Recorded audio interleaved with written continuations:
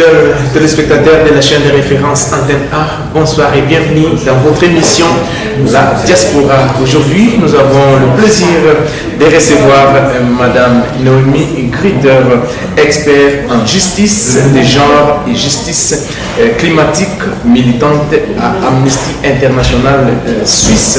Donc, nous la recevons dans cette émission, fidèles téléspectateurs, c'est pour parler de cette problématique de l'avortement. Donc, comme vous le savez, c'est un sujet tabou, je peux dire comme ça, en Afrique, plus particulièrement aussi dans notre pays qui est la République démocratique du Congo. Merci à vous tous qui avez toujours l'habitude de nous suivre sur la chaîne de référence Antenne A et sur Canal Plus, pourquoi pas aussi sur TNT, sur toutes les plateformes de la chaîne de référence Antenne A. Merci à la grande équipe qui travaille d'arrache-pied pour que cette émission se passe dans de très bonnes conditions. Merci à toi, Janine et Bonkono, la crème des crèmes. Merci également à toi aussi, Henri Noël Mboutavokia, les réalisateurs de cette grande émission. Sans plus tarder, fidèles téléspectateurs, je m'en vais directement dire bonjour et bienvenue à Madame Noémie Grutter. Bonjour et bienvenue dans cette émission. Bonjour. Ok, comme je venais de vous présenter tout à l'heure, Madame, vous êtes experte en justice des genres et justice climatique, militante à Amnesty International, coprésidente de Sexuel Watch Suisse, et puis vous êtes boursier mondial à l'Uni Courage, et puis vous êtes aussi une ancienne boursière. Dites-nous comment avez-vous commencé votre campagne, comment avez-vous commencé à militer au sein de Amnesty International?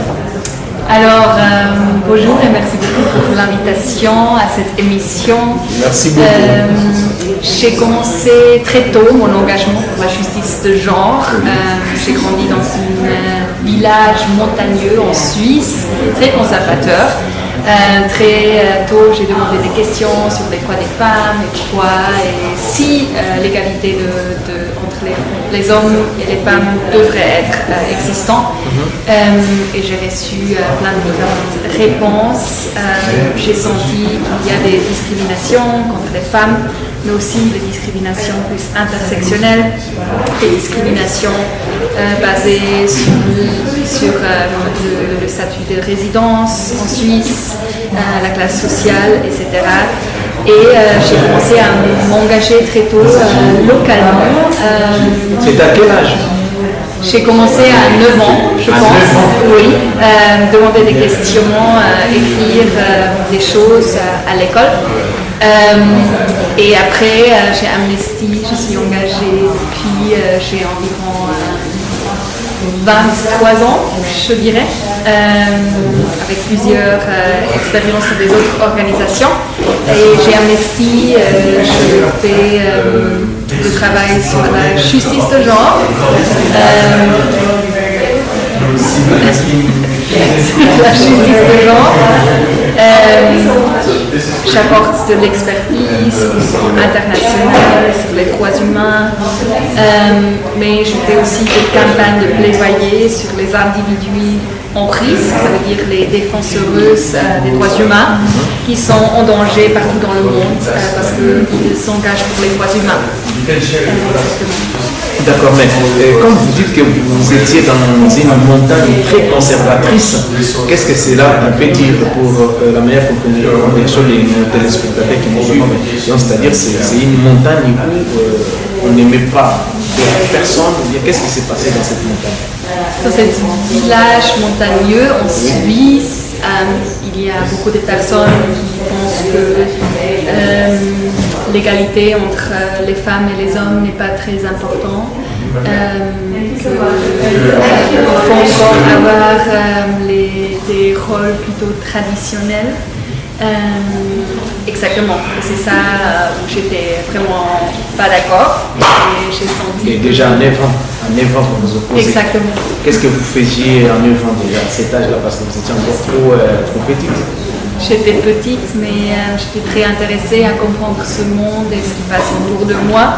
J'avais des parents qui étaient très engagés et qui fait une éducation d'empowerment, de savoir quel droit j'ai. J'ai vu qu'autour de moi, j'ai mes copines et copains, c'est pas la même chose. Et c'est pour ça que j'ai vu des discriminations autour de moi. Donc il y avait une discrimination autour de vous, c'est pourquoi vous étiez directement engagé à cet âge-là. Ok, merci pour ces éclaircissements. Mais madame, aujourd'hui vous êtes de Amnesty International. Pouvez-vous parler de votre rôle chez Amnesty International Suisse? Quel est votre rôle principal que vous jouez? Dans Amnesty International Suisse, je coordonne des campagnes. Ça veut dire que je fais le travail de plaidoyer auprès des politiciennes, politiciens. Je m'organise avec des activistes pour des actions publiques pour mettre vraiment l'accent sur les violations des droits humains, soit en Suisse, soit à l'international.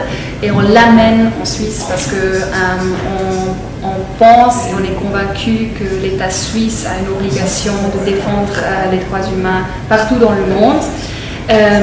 Et je travaille sur plusieurs sujets, sur la santé sexuelle et reproductive, l'avortement, la violence basée sur le genre, mais aussi d'autres sujets comme combattre les régimes autoritaires dans le monde et protéger les défenseuses des droits humains dans le monde. Comme vous dites que vous défendez plus les gens qui sont abattus à travers le monde entier, est-ce que vous avez quand même des cas particuliers que vous avez pu, que vous-même personnellement vous étiez engagé, que vous avez aussi gagné gain de cause par rapport à cet engagement? Pas en Suisse, mais dans d'autres pays. Gagner des causes. Oui. Comment?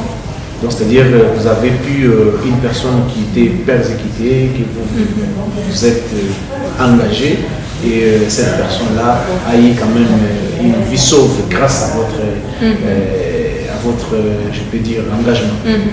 Je pense que ce n'est pas une lutte individuelle. Je travaille comme tout le mouvement de Amnesty International. C'est milliers de gens partout dans le monde. Et on choisit des cas où on pense qu'il faut vraiment mettre une lumière sur des violations des droits humains. Et on met la pression internationale, dans une solidarité internationale sur des cas. Et oui, on avait déjà beaucoup de succès avec des personnes qui étaient, par exemple, dans des prisons pour des raisons pas légales, disons. Par exemple, des gens qui ont aidé à un avortement dans des contextes comme la Pologne, qui était jugé pour aller en prison pour ça, et où on a vraiment mis une grande campagne de solidarité internationale qui a vraiment fait la pression sur les autorités polonaises, pour un exemple. D'accord, mais aujourd'hui, qu'est-ce qui vous a vraiment motivé pour vous engager dans la défense de la justice des genres? Ce qui m'a motivée, c'est de voir qu'il y a partout encore des discriminations, qu'il y a des discriminations de genre, basées sur le genre, le seul fait d'être née comme une femme, de s'identifier comme une femme, est assez pour avoir beaucoup moins de chances dans la vie que si on est un homme. Et ça, c'est pas juste, c'est pas bien pour une société qui veut être durable, qui veut être que tout le monde jouisse de la vie. Et ça me motive de vraiment éradiquer ces discriminations partout dans le monde. Vous pensez aujourd'hui qu'avec avec le courage que vous avez, vous parvenez à toucher les décideurs du monde pour que cela puisse changer, qu'on puisse aussi voir la femme autrement? Oui, je suis sûre qu'avec des actions collectives, on peut vraiment changer des choses. Amnesty International, ce qu'on fait aussi, c'est vraiment la recherche sur les violations des droits humains. Ça veut dire on a des faits de violations des droits humains, et avec ça, on va envers des décideuses politiques pour demander des changements. Et souvent, on avait de l'accès, de succès. Souvent, ça fait que beaucoup de gens nous soutiennent et qu'il y a une vérité aussi de ce qui se passe dans ce monde, c'est quoi les violations des droits humains, et c'est très important et ça change les choses. Mais, madame, comment vous travaillez, comment pour pouvoir savoir ce qui se passe dans des pays, par exemple, je donne les cas en Afrique, est-ce qu'il y a vraiment une présence très remarquable d'Amnesty International? Parce qu'il y a des cachots qui sont où on jette les gens comme ça, des cachots qui ne sont pas connus. Je peux donner l'exemple de chez moi, je peux dire les cachots comme Aner. C'est un cachot qui est sous tutelle de la présidence. Il y en a tant comme ça. Alors comment vous faites des gens qui sont gardés au secret pendant plusieurs mois, pendant plusieurs jours, sans peut-être avoir un procès, sans avoir le juge naturel? Comment vous faites? Est-ce que vous arrivez à avoir toutes ces informations-là à la minute, ou bien qu'est-ce que ça se passe, ou soit ça prend du temps? Je ne peux pas parler pour Amnesty International en général et en présence en Afrique. Je peux parler de la méthode de Amnesty International. La méthode, c'est de travailler avec les personnes qui sont de ces contextes. Ça veut dire qu'on travaille avec des activistes dans certains contextes, avec les personnes qui ont les informations, qui suivent une situation depuis longtemps. Et c'est comme ça qu'on a accès à des informations. D'accord. Mais comment définissez-vous la justice des gens dans les contextes des droits humains? Comment vous définissez ça? Ouais, la justice de genre, dans le sens des droits humains, veut dire qu'il y a un droit fondamental, que tous les genres doivent être traités égalitaires. Ça veut dire qu'on a les mêmes opportunités et qu'il y a une protection contre la violence et la discrimination. C'est comme ça que la justice de genre est définie dans les droits humains. Il y a beaucoup de traités internationaux qui obligent en fait les États de vraiment faire des pas en avance pour avoir la justice de genre.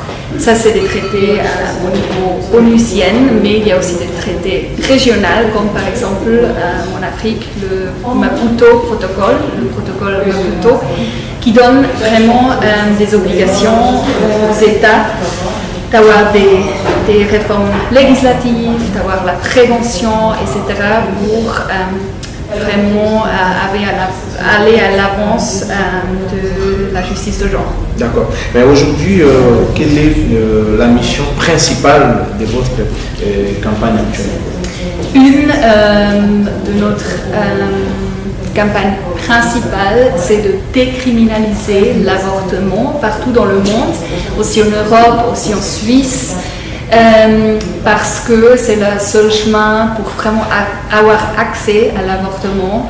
C'est très important que l'avortement est considéré comme une santé, comme un acte de santé, un soin médical de base, et que personne qui fait un avortement ou aide à un avortement est criminalisé, parce que ça contribue à un stigma et un tabou, comme vous avez dit avant, qui est vraiment pas bien, qui amène à des discriminations, qui amène à des cas où les avortements sont quand même faits, même si c'est pas légal, où ça peut être vraiment très dangereux pour une fille ou une femme, et c'est pour cela qu'on travaille dans cette campagne pour une dépénalisation complète de l'avortement. Est-ce que vous pensez aussi à des problèmes liés aux croyances, parce qu'il y a certaines croyances qui mettent vraiment l'accent sur l'avortement, qui disent une femme ne peut jamais avorter. Je ne peux pas citer parce qu'on ne peut pas faire, on ne peut pas citer les religions ici, mais est-ce que vous pensez qu'avec ce que vous êtes en train de faire, madame, est-ce que vous allez vraiment aboutir à vos idées?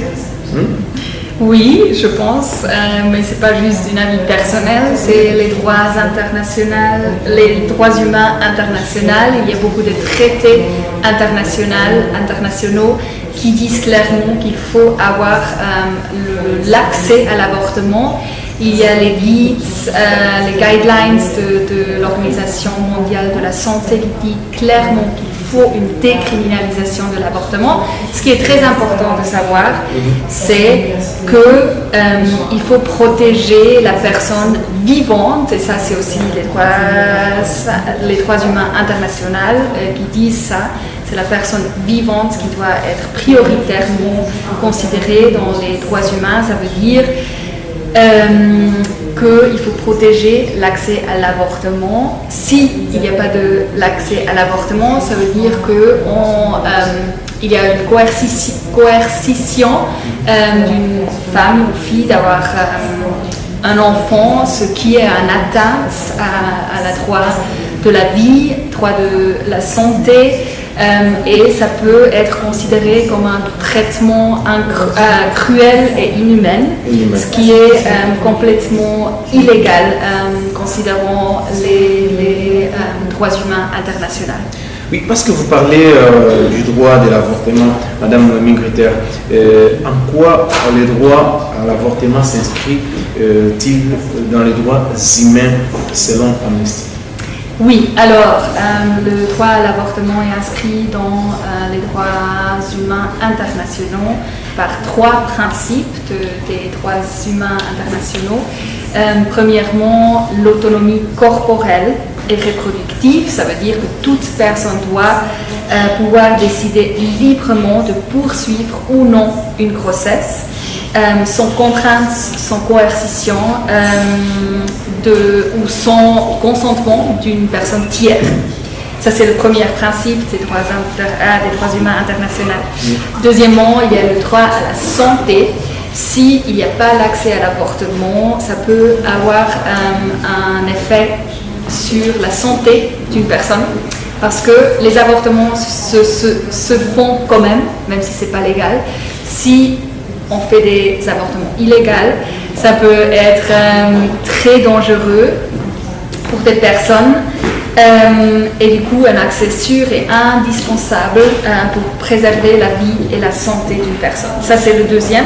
Et le troisième, c'est le principe de la non-discrimination qui est inscrit dans les droits humains internationaux. Toutes les restrictions ou criminalisations de l'avortement est une discrimination envers les filles et les femmes qui peuvent devenir enceintes. Mais aussi, c'est souvent les plus vulnérables qui n'ont pas accès à l'avortement parce que c'est très cher, par exemple, c'est-à-dire les personnes migrantes, mais aussi les personnes qui sont dans la pauvreté. Et aussi là, c'est un principe des droits humains internationaux concernant l'avortement. Quelles sont les principales avancées aujourd'hui en Europe sur la législative concernant l'avortement ces dernières années? Est-ce que vous avez quand même des statistiques? Oui, il y a un rapport qui a été publié aujourd'hui du Center for Reproductive Rights qui a fait un panorama des législations européennes et qui constate que dans les dernières années, il y avait beaucoup de progression. Ça veut dire dans 20 pays européens, il y avait des avancements pour légaliser l'avortement ou pour effacer des barrières administratives ou légales pour avoir l'accès à un avortement.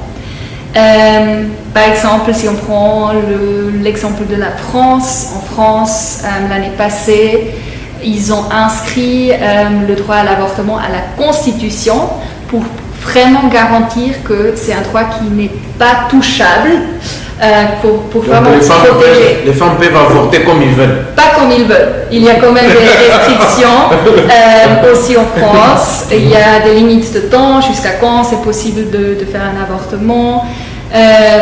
Il y a des procédures très claires, mais le droit de base de déterminer sur le corps soi-même, c'est inscrit dans la Constitution en France par exemple, c'est très important et ça reflète ce que les traités internationaux des droits humains demandent des États. Mais Madame Noémie, vous venez de souligner quelque chose de très important, que c'est pas, les femmes ne peuvent pas avorter comme ils veulent. Donc il y a à quel moment la femme peut se décider de faire l'avortement pendant la grossesse? Il faut que la grossesse atteigne combien de mois, combien de semaines pour que cela se fasse? Pour que ça soit légal. Ça dépend le pays européen. Il y a des législations très différentes. Ce qui est important à dire, c'est tous les cas sont individuels. Pour toute personne, toute 5 mois, femme 7 mois, 8 mois. qui font un avortement, c'est une situation très particulière et très individuelle. Dans certains pays, en Europe, c'est jusqu'au 12e semaine de grossesse. C'est à peu près combien de mois? 12e semaine de grossesse. C'est 3 mois. 3 mois. Ouais. Mais 3 mois, il y a déjà la configuration. Non, il n'y a pas. Il n'y a pas la configuration déjà dans l'enfant. Non. Voilà, 3 mois, il y a déjà quelqu'un. Non, il n'y a pas de configuration. Médicalement, c'est une cellule. Ouais. Exactement, on peut avorter avec un médicament. C'est assez simple. Exactement. D'accord. Madame Noémie, quelles sont les régions du pays qui posent actuellement le plus de problèmes en matière d'accès à l'avortement? Notamment en Europe, oui, par exemple Europe. aussi, si vous avez aussi quelques données pour l'Afrique, Ouais. vous en avez? En Afrique, j'en ai pas. Oui. En Je me Europe? concentre sur l'Europe. Oui. En Europe, il y a plusieurs pays. Il y a la Pologne qui est très restrictive. Il y a la Malte, l'Andorre, l'Irlande du Nord et aussi l'Italie où il y a encore des obstacles. Mais les plus importants, c'est vraiment la Malte, l'Andorre, le Pologne et le Liechtenstein. Où c'est vraiment très restrictif, c'est très difficile pour les femmes et les filles d'avoir les avortements dans ces États. Mais oui, pour compléter toujours, est-ce qu'il y a-t-il des pays européens où le droit de l'avortement est en régression? Oui. Si oui, oui. Il y a des régressions. Oui, dans quel pays par exemple? Par exemple, dans l'État Pologne. Oui, en Pologne. Exactement. Donc, et ils sont vraiment trop stricts. Ils sont très stricts. En Pologne. Exactement. Est-ce que vous entrez aussi en contact avec les autorités polonaises pour bouger, peut-être avec vos collègues d'Amnesty qui sont sur place? Exactement. Vous bougez trop pour que ça puisse marcher? Oui. Ça fait depuis combien de temps, depuis que vous êtes en train de pousser les autorités polonaises et que ça ne va pas? Ça fait combien de temps? Ça fait depuis environ 2021 que ça régresse en Pologne avec un gouvernement nouveau, plutôt de droite. Et du coup, on s'organise avec Amnesty International basé en Pologne pour vraiment les soutenir aussi depuis la Suisse, soit avec des actions diplomatiques. On pousse la Suisse de pousser la pression ou faire la pression vers la Pologne. On s'organise, on fait des actions en solidarité internationale, on informe les gens en Suisse par exemple de vraiment faire du bruit pour les filles et les femmes en Pologne qui observent une régression de leurs droits humains. Mais aujourd'hui, quels sont les obstacles le plus fréquents à l'accès aux soins liés à l'avortement en Europe? Alors, il y a différents obstacles. Il y a les obstacles législatifs, administratifs, ça veut dire quand il y a une limite de temps trop restrictive, par exemple, ou il y a une attente obligatoire, attente de réflexion, on nomme ça aussi, où il y a le besoin d'avoir une autorisation parentale pour les mineurs, par exemple, tout ça c'est des restrictions. Après, il y a aussi l'objection de conscience des professionnels de santé, par exemple.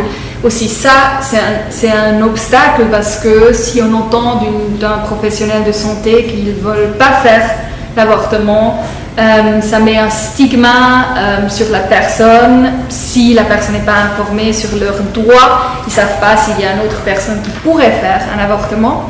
Il y a la discrimination et la stigmatisation générale, comme vous avez dit, c'est un tabou, le sujet de l'avortement, dans beaucoup de contextes. Beaucoup de femmes et filles ne savent pas où trouver de l'aide s'ils ont besoin d'un avortement. Et après, il y a l'obstacle de la criminalisation. Criminalisation, oui. Ça fait la peur aussi sur les professionnels de santé qui n'osent pas faire de l'avortement parce que dans certains contextes, ils risquent d'être criminalisés pour cela. Et ça enlève vraiment la possibilité d'exercer le droit à la santé et d'aider aux femmes et filles qui sont vraiment dans des états d'urgence, mais aussi qui ont juste pris leur décision eux-mêmes d'avoir un avortement et terminer une grossesse. Mais madame, est-ce que l'objection des consciences médicales affecte-t-elle l'accès réel à l'avortement? Oui, je dirais que oui. Parce que quand vous êtes en face d'un professionnel de santé qui dit qu'ils ne peuvent pas faire un avortement et on ne sait pas où trouver de l'aide, où il y a des autres professionnels de santé qui peuvent faire ce avortement, ça peut avoir l'effet qu'il n'y a pas un avortement ou l'accès à l'avortement. Aussi, ça peut risquer que ça prend plus longtemps de faire l'avortement, ce qui n'est pas juste. Je pense que c'est plutôt vraiment ce sentiment de stigmatisation, de penser qu'on fait quelque chose de faux parce qu'il y a une objection d'un professionnel de santé. Mais aujourd'hui, vous avez quand même l'idée de l'association d'avortement en Suisse. Vous avez quand même l'idée? L'idée? Oui. C'est-à-dire la situation d'avortement en Suisse. Vous avez quand même l'idée? Oui, donc, oui. Comment est-ce que ça avance ou bien ça rétrécit? Je pense qu'en Suisse, oui, l'avortement, ça avance. Et en fait... Ça va plus vite. Ça va plus vite, plus que la fusée. Pas autant, je dirais. Mais on voit quand même un trend que ça va à l'avance. En Suisse, quand même, il y a encore des barrières pour l'avortement. Par exemple, il faut dire et écrire sur un papier qu'on est dans une situation d'urgence pour faire un avortement. Souvent, ça peut être une barrière pour une fille ou une femme de faire un avortement. Aussi, vous voyez, la Suisse est vraiment fédéraliste. On a des différents cantons et ça dépend où on est né ou où on habite en Suisse et tu es traité vraiment différemment. On n'a pas partout l'accès à l'avortement médical. On n'a pas partout l'accès à la télémédecine. Les deux choses sont quelque chose qui sont vraiment suggérées par l'Organisation mondiale de la santé, de promouvoir et offrir l'accès à l'avortement médical et la télémédecine. Et jusqu'à 2027, c'est une loi qui est changée récemment, mais jusqu'à là, ça va être implémenté. Souvent, les femmes et les filles doivent payer leur-même l'avortement. Ici en Suisse? Ici en Suisse. Et ça peut aller jusqu'à 3 000 francs suisses. C'est 3 000 euros, plus ou moins. C'est beaucoup d'argent. 3 000, 3 100, 3 200, parce que les francs suisses est au-dessus de l'euro. Exactement. Ça coûte encore un peu plus. Fortunes, ça coûte plus. Exactement.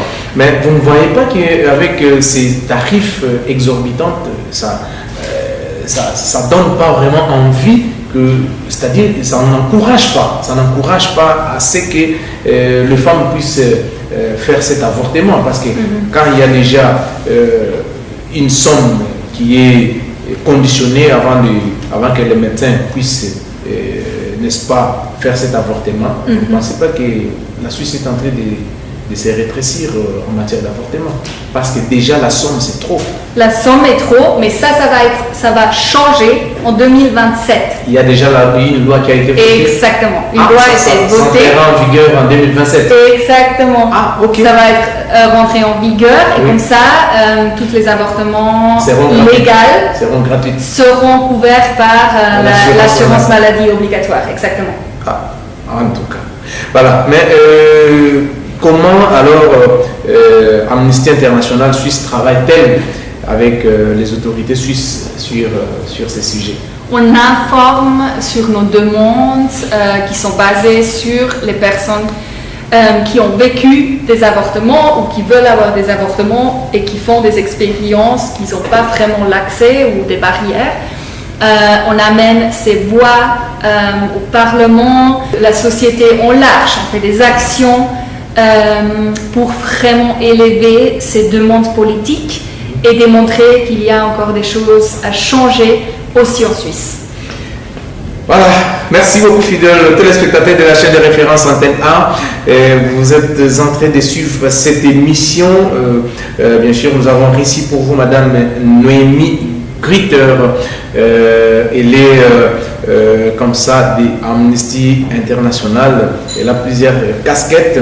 Donc c'est elle qui est notre invitée dans cette émission dont nous sommes en train de parler. C'est grand sujet sur l'avortement, comme je venais de vous dire tantôt, c'est un sujet tabou, plus particulièrement en Afrique et puis pourquoi pas aussi chez moi en République démocratique du Congo. Nous continuons avec Madame Noémie Gritter. Madame, quels sont les impacts psychologiques et physiques des restrictions à l'avortement sur les personnes concernées? Les impacts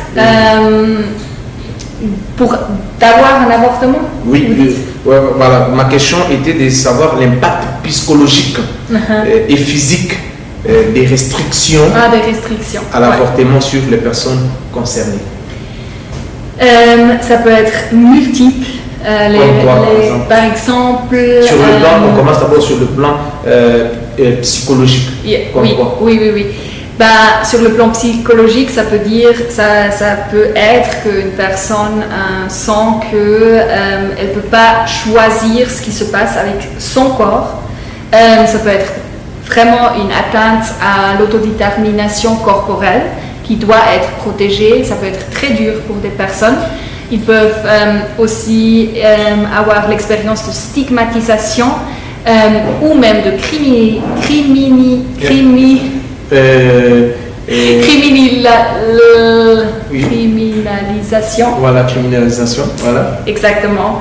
Ce que peut vraiment avoir une atteinte psychologique. Sur le corps, oui, ça physique. Dépend. Sur le plan physique maintenant? Physique, ça dépend si à la fin il y a l'accès à l'avortement ou pas. Mais bien sûr, ça peut être moins confortable quand il y a des délais de faire un avortement parce qu'il y a l'objection de conscience ou des barrières comme ça coûte trop cher, qu'il faut attendre et faire un avortement plus tard.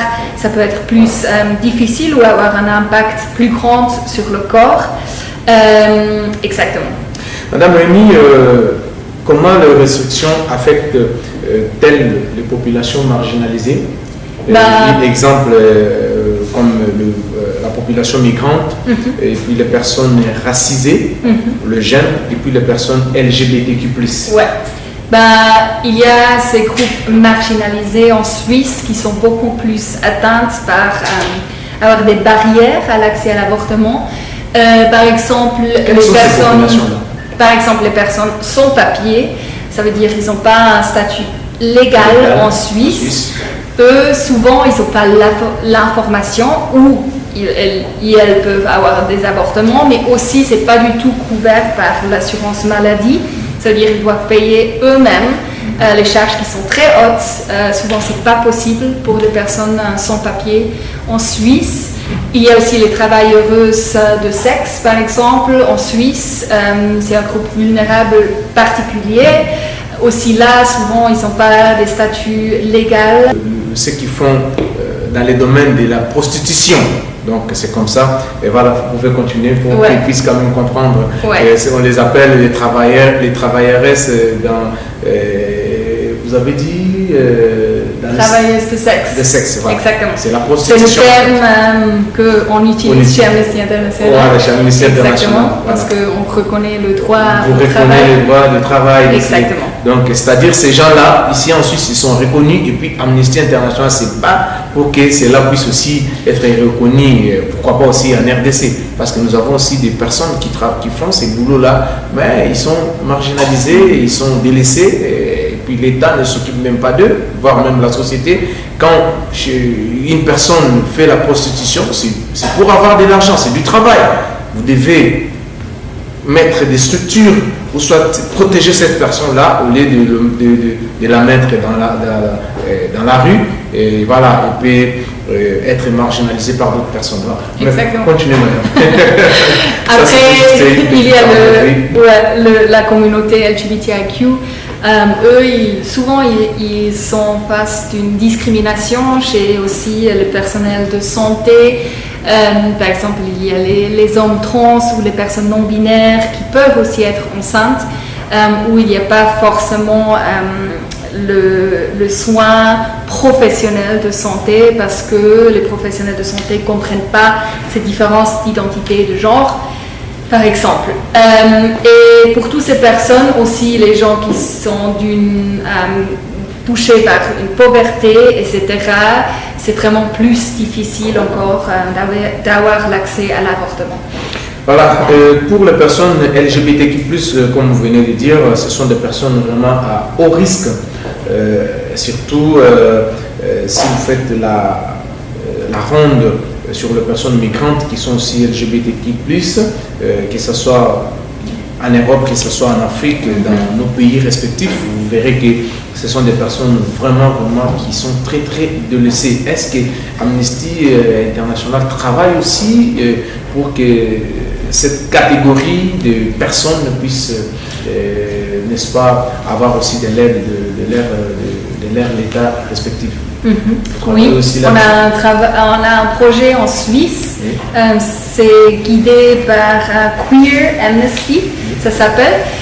C'est un groupe d'activistes chez Amnesty International. On accompagne en fait les réfugiés LGBTIQ pour les accompagner à avoir l'accès à des soins en Suisse, d'expliquer comment le système fonctionne et aussi aider dans des processus d'asile pour que vraiment l'État suisse aussi reconnaisse reconnaissent les personnes LGBTQ+. Exactement, et les raisons pourquoi ils sont réfugiés de certains contextes qui ont lien avec leur identité dans la communauté LGBTQ. Est-ce que ça marche en sachant bien que la Suisse a une politique migratoire très restreinte et puis sélective? Est-ce qu'avec tous ces genres de personnes que vous suivez des fois, qu'Amnesty International suit, est-ce que ça marche? Ils sont aussi reconnus comme réfugiés? Moi, je ne suis pas experte dans les questions migration, je ne peux pas répondre. D'accord, voilà, merci beaucoup. Merci, Madame Lemi. Vous pouvez quand même dire aux téléspectateurs quelle forme de résistance que vous observez chez les citoyennes ou les professionnels de santé vis-à-vis au sujet de l'avortement? Il y a des cas que des professionnels de santé basés sur la morale ou la religion décident de ne pas faire un avortement. Il y a ça d'un côté, et après il y a dans la société des personnes qui sont contre le droit à l'avortement, contre le droit d'avoir le choix à ce qui se passe avec une grossesse, et tout cela porte atteinte aux droits humains de choisir sur nos corps.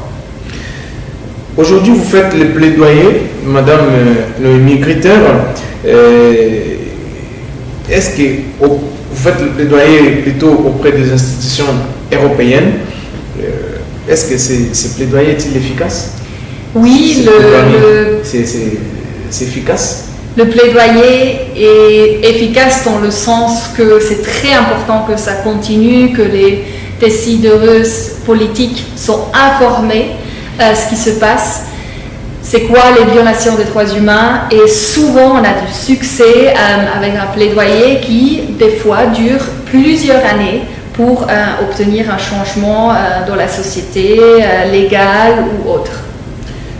Voilà, nous tendons lentement et sûrement vers la fin de notre émission, mais juste vous poser la question pour savoir réellement, parce que dans votre métier, il n'y a pas que les hauts, il y a aussi les bas.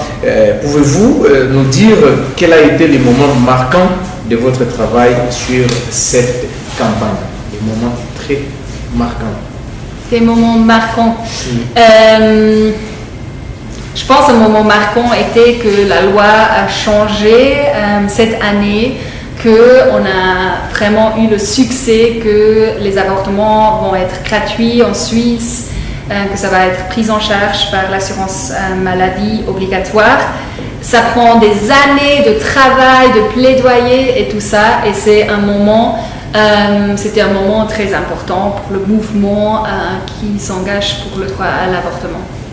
Mais Aujourd'hui, comme je venais de dire aussi, que votre métier, il n'y a pas eu que le succès, il y a aussi le bas. Est-ce que vous avez été aussi confronté personnellement à des résistances ou à des menaces dans ces combats? Oui, souvent je reçois des messages où les gens vous taquinent, vous oui, insultent. Exactement, plutôt ça. Je pense que c'est pour des activistes partout dans le monde qui s'engagent pour les droits sexuels et reproductifs. On expérience beaucoup de violence en ligne. Il y a aussi une parlementaire qui m'a nommée dans une intervention parlementaire il y a quelques années qui a cité votre nom sur le tribune pendant qu'il avait la parole. Qui a cité mon nom dans le Parlement, oui, exactement, oui. Et qui m'a cité ce que j'ai dit dans des interviews, etc. Et du coup, c'est clairement que toutes les activistes qui s'engagent pour les droits des femmes, qui s'engagent pour la justice de genre, ils sont dans une situation un peu de risque d'être attaqués publiquement par la violence en ligne.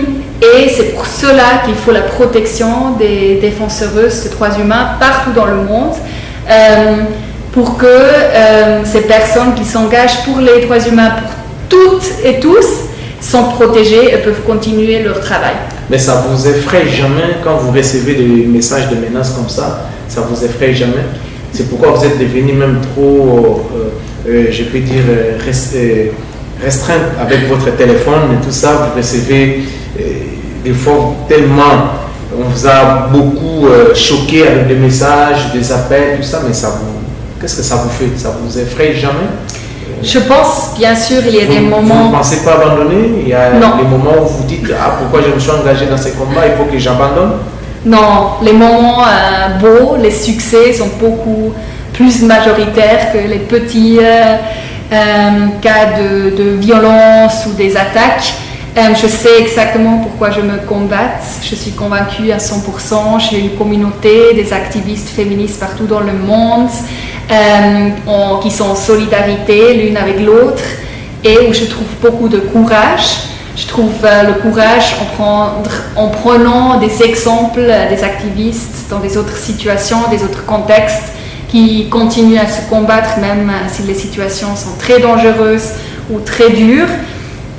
Et il faut que les activistes continuent en demandant la protection des États pour notre travail, mais non, j'ai jamais considéré laisser tomber mon compte. Voilà, nous sommes arrivés à la fin de notre émission, fidèles téléspectateurs. Dernier message pour tous les téléspectateurs qui t'ont suivi en République démocratique du Congo et partout dans le monde, parce que nous sommes suivis sur Canal Plus et puis sur TNT. Ouais. Il y aura sûrement beaucoup de femmes qui t'ont suivi et puis qui sont plutôt dans la même situation, ou soit les femmes qui ont été victimes de cette problématique, le sujet tabou que nous venons d'aborder tout à l'heure sur l'avortement. Qu'est-ce que vous pouvez leur dire en tant que militante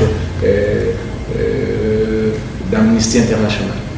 Je dis qu'on a des droits humains qui sont protégés à un niveau international. Vous avez le droit à choisir sur votre corps, toujours, si vous voulez continuer ou terminer une grossesse.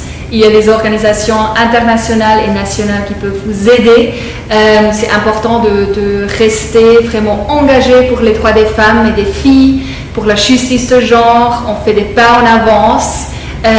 Rejoignez Amnesty International, le mouvement pour plus des droits humains, pour vraiment faire un changement dans ce monde. Voilà, merci beaucoup fidèles téléspectateurs de la chaîne de référence Antenne A. C'était un plaisir d'avoir suivi cette grande émission présentée par votre humble serviteur William Tshisekedi. Nous avons reçu pour vous Madame Noémie Grutter. Elle est experte en justice de genre et justice climatique, militante à Amnesty International, et puis elle est aussi coprésidente de Sexual World Suisse. Et voilà, c'est elle qui était notre invitée dans cette émission La Diaspora. Pour moi, votre humble serviteur, je vais vous retrouver prochainement avec d'autres invités. Surtout, continuez à faire confiance à cette grande chaîne qui n'est d'autre que Antenne A. la chaîne de référence. Merci à la grande équipe. Je vous retrouve très prochainement. Bye bye. Ciao. Au revoir. Au revoir.